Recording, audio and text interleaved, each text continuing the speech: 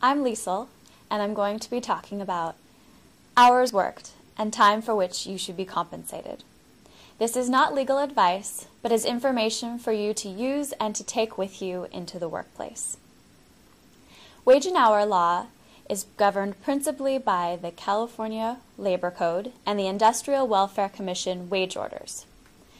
IWC wage orders apply to most employees except for salespersons, government employees, executives, administrators, and professionals. Hours worked means time which an employee is suffered or permitted to work and is under and subject to the control of their employer. Work is an activity performed primarily for the benefit of the employer. There are many circumstances when an employee may be working and may not realize that he or she is working. The standard is a broad standard, and if an employer knew or had reason to know that an employee was working, that time is time for which the employee should be compensated. There are three common examples where an employee may not realize he or she is working. I'm going to go through those three now. The first is unauthorized overtime. An employer may ask an employee not to work unauthorized overtime. The employer may require an employee not to work unauthorized overtime. However, if an employee is working unauthorized overtime and the employer knew or had reason to know the employee was working that unauthorized overtime, the employer must compensate the employee for the work he or she has performed. What does this look like? Take an employer who has a company vehicle that must be loaded with material and equipment each morning and taken out to the job site to get the job done. Maybe the supervisors aren't there in the morning, maybe the employer's not there, but all the materials, all the equipment gets loaded onto the vehicle each morning and taken out, and the job is performed at the work site.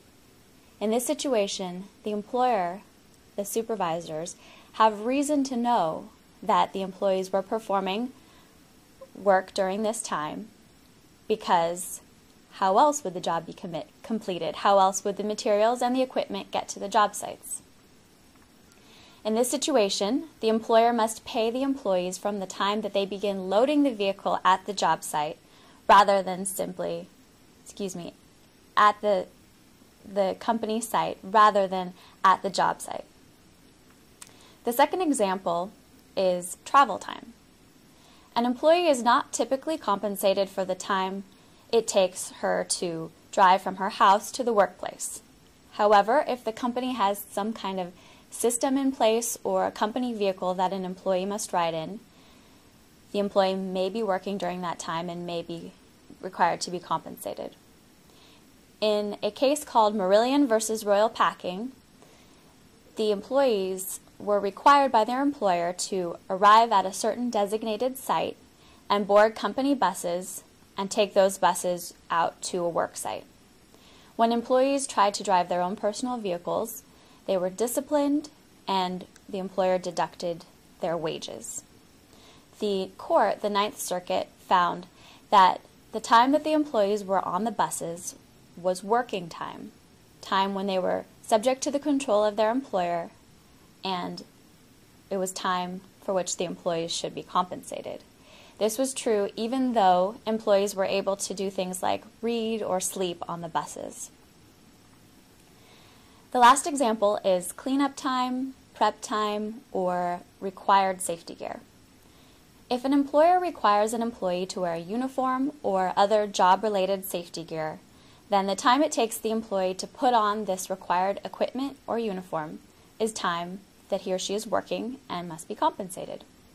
For example, if an employee works in a refrigerated room and is required to put on safety gear or clothing to keep them warm that they would not ordinarily wear, the employer is required to pay them for the time it takes to put on this gear and to take off the gear, unless the time is de minimis or just a few minutes.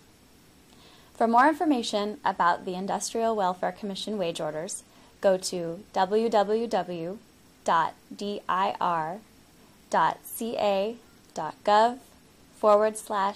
IWC /. Thank you.